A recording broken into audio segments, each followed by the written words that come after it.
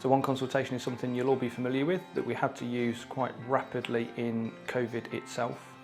It's gone through a number of changes and upgrades. So now as you use OneConsultation, click through into the virtual room, it then takes you through into Teams, which again is something people will be particularly familiar with. So the additional benefits we've got now is the chat function, so you can more easily share links to resources with your patients on that consultation.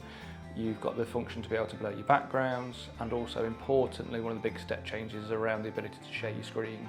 So for those patients perhaps where you need to review images, x-rays, MRI scans with them, you can at least show them what it is that you're looking at that point in time. This is part of continual innovation, and what you'll see in the future is potential further changes where this is then embedded within Rio.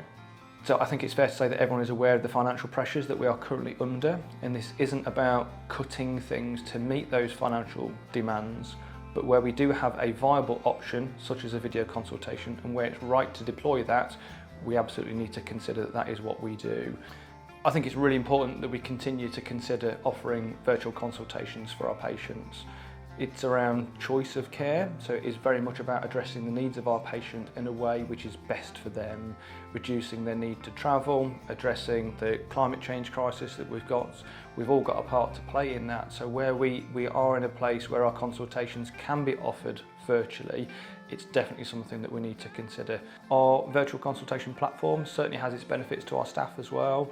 So with all the pressures that we're getting at the minute around service demand, patient numbers and waiting lists, this is still an entirely valid tool to be able to address those needs, but also at the same time perhaps reduce some of the stresses on our staff.